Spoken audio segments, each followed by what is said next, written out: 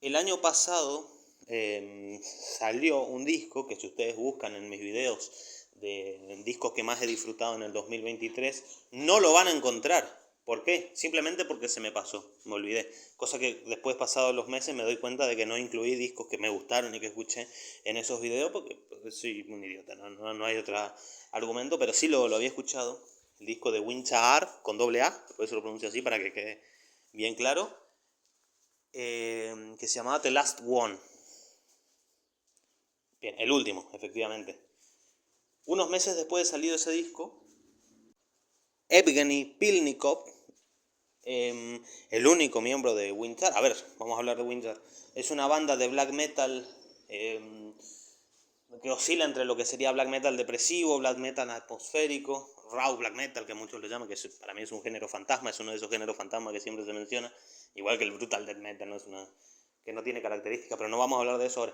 Es uno de esos músicos que no es nada raro para los que son conocedores del black metal, lo saben, un músico que tiene varios proyectos que son one man bands, es decir, bandas de un solo miembro, que sacan 3 o 4 discos en un año, son muy prolíficos, graban en su sótano, siempre está esa mitología, pero que es efectivamente así, graban en su sótano.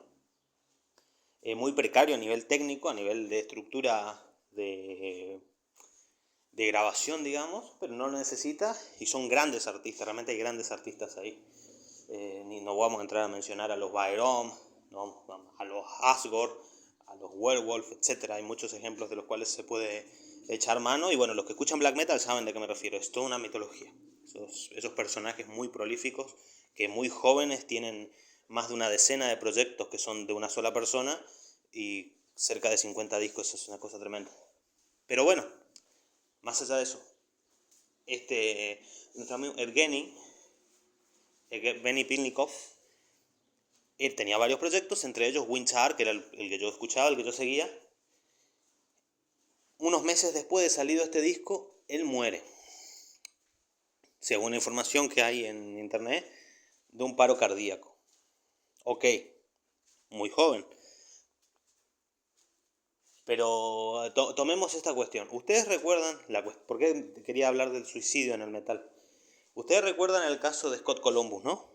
Después también quería mencionar una cosa con respecto a los suicidios que son, y lo que voy a decir ahora es muy antipático, lo sé, pero hay suicidios que son, en el metal, yo siempre hablo desde el lugar que conozco, hay suicidios que son muy llamativos y hay otros que son, no quiero decir la palabra predecibles, pero son esperables. Ejemplo, el suicidio de Roman Lomovsky. ¿Lo recuerdan? ¿Recuerdan el caso? A ver, visto en retrospectiva, ¿a quién le sorprendió? A ver, no estoy diciendo que todos los músicos de black metal depresivo efectivamente eh, terminen de la misma manera. A ver, hay músicos de pop, hay músicos, bueno, como Chester Bennington, que terminan de manera similar y no hacen black metal depresivo. Pero que se entienda, es un género, esto lo he dicho varias veces, pero en ese sentido el black metal depresivo es muy true. Hay quienes juegan al depresivo, hay quienes juegan al maldito, pero para eso hay otros géneros que son más atractivos y te dan más difusión. El black metal depresivo no sirve tanto para eso. Entonces suele ser real el sentimiento. Puede concluir efectivamente con la autoeliminación, como ha pasado en varias ocasiones. Chase 9, ¿recuerdan? El de Endless Dismal Moon. V, que muchos me van a decir, y yo lo sé, que V supuestamente murió por exceso de pastillas. Déjenme dudar. Permítanme dudar. Y con respecto a esto de permítanme dudar, yo quería recordar el caso de Scott Columbus, que es uno de esos casos absolutamente sorprendentes. Absolutamente sorprendentes. Como también fue sorprendente en su momento, recuerdo el caso de Scott Plummer, el bajista recuerdo, en el bajo de 10 cuerdas de Viremia. ¿Quién se lo esperaba? De los que seguimos su música, la gente que lo conoce personalmente, obviamente no está entrando en debate, pero desde lo que seguimos su música, ¿quién se lo esperaba? Lo de Scott Columbus también, bajista de Manowar, baterista de Manowar. Manowar, ¿se imaginan Manowar? La mitología, la fuerza, lo que transmite Manowar, lo que siempre fue el mensaje de la banda. Bueno, Mike Howe, el de Metal Church, ¿recuerdan eso? Dan Durant, que es otro caso extrañísimo que me llamó mucho la atención en su momento. Bueno, suicidas en el metal. Hay muchos para mencionar, Pero los que mencioné últimamente, los que acabo de mencionar son esos que sorprendieron a todos, por lo que era la propuesta artística de la que ellos formaban parte. Es impredecible desde quienes, como digo, seguimos la obra, nada más.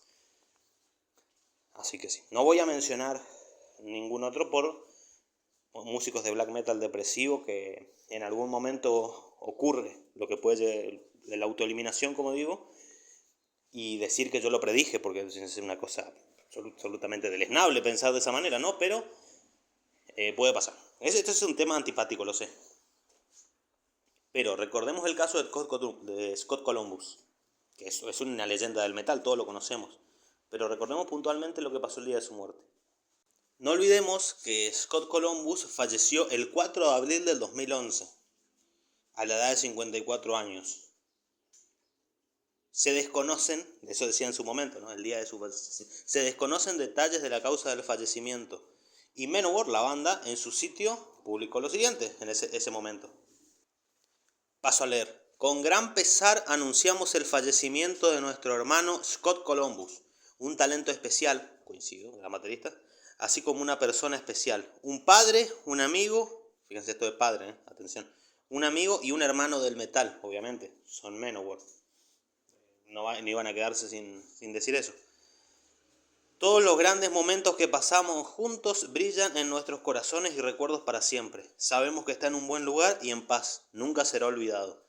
Tu familia y hermanos, vuelvo a la palabra de hermanos, Joy, Eric, Carl, Donnie, bueno, obviamente se refiere a Joy DiMaggio, Eric Adams y Carl Logan. De Carl Logan vamos a hablar en otro momento. Y todos de Magic Circle Music, por si no recuerdan, Magic Circle es el sello que es propiedad de Manowar. Sin embargo, escuchen esto pasó el 2011. Sin embargo, el 5 de abril del 2020, 8 años después, no unos meses después, 8 años después, la hija de Scott Columbus, Teresa, publicó en su Facebook un anuncio aclarando que su padre murió por suicidio y que urge más atención a la depresión y a la salud mental.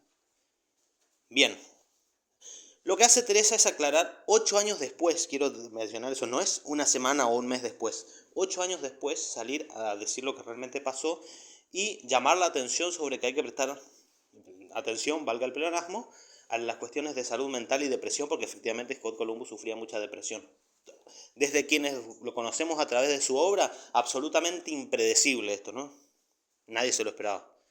Scott Columbus, Manowar, una cosa de loco. Pero 8 años después, esto es llamativo, no sé si nadie se paró a pensar en eso, pero 8 años después es mucho.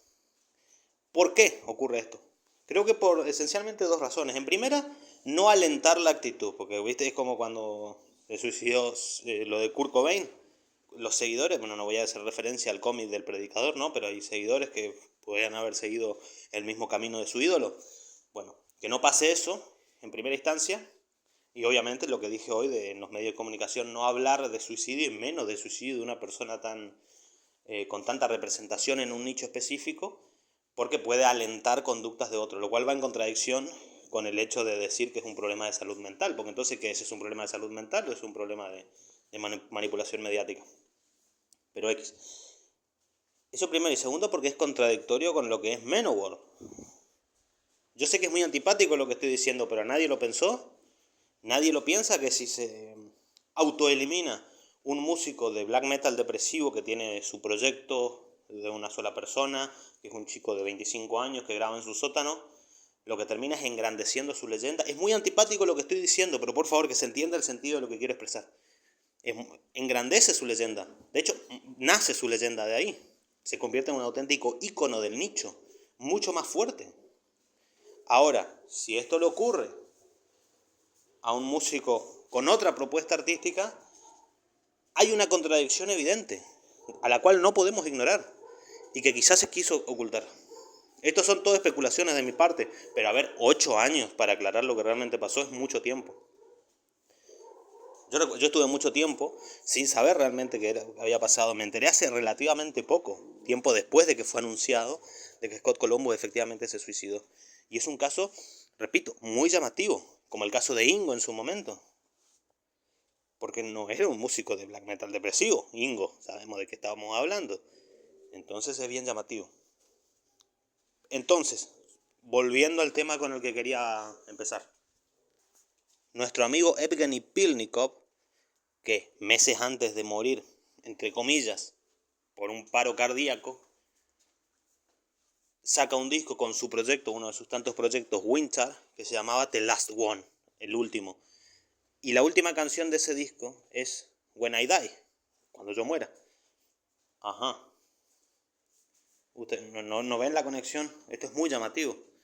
No quiero que en unos años se diga que realmente él se autoeliminó y que nos toma a todos por sorpresa.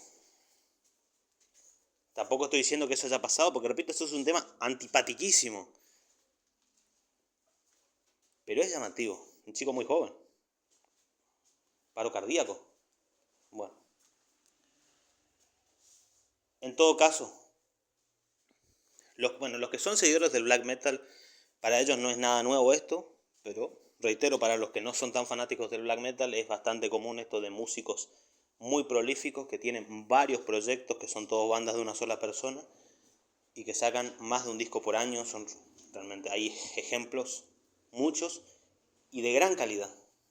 O sea, a falta de un despliegue técnico en todo sentido, hay grandes artistas de aquí y bueno, él fue uno de ellos. Solo eso era un pequeño comentario que quería hacer al respecto porque es un tema tan amplio como antipático, pero bueno, algún día hay que mencionarlo. No podemos hablar todo el día del suicidio de Death, el escopetazo en la cabeza porque la foto y todo eso. Hay muchos casos, no se puede convertir todo en un show. Pero en fin, saludos a todos. Como detalle también mencionar la portada. La portada me gusta mucho. Aunque me recuerda muchísimo a la portada de aquel disco de Kark, el Bonden Winden, el parte 1, porque también hay un parte 2. Perdón por la pronunciación. Que también es la misma portada que usa Urus Black en un demo que sacaron que se llamaba Sorgen. Pero bueno, es una ilustración de Thor Kittelsen, así que deben haber más bandas que utilizaron esa misma ilustración en demos o discos y yo simplemente las desconozco, porque bueno, eso pasa, como todos los que se escuchan black metal lo saben, las ilustraciones de Thor Kittelsen se utilizan muchísimo en el black metal. Y deben haber 3 o 4 bandas que utilizaron repetidamente ilustraciones de él para sus discos. Alguna vez tengo que hablar de discos con portadas iguales, porque es todo un nicho bastante interesante, un tema, una tontería no para mencionar al pasar, pero sí se parece mucho, temáticamente, conceptualmente es idéntico, esto de la persona que se rodeaba por una nubosidad blanca que impide ver claramente lo que hay, pero que se alcanza a divisar a esta persona, a su silueta oscura que se aleja hacia la nada, hacia el vacío, y deja un rastro de pisadas, que en este caso son, bueno, las canciones que nos dejó antes de partir. Y creo yo, él lo sabía. Él lo sabía, para mí está... Creo que se entienden las piezas que intento unir, ¿no? Como una especie de rompecabezas. Era eso. Saludos a todos.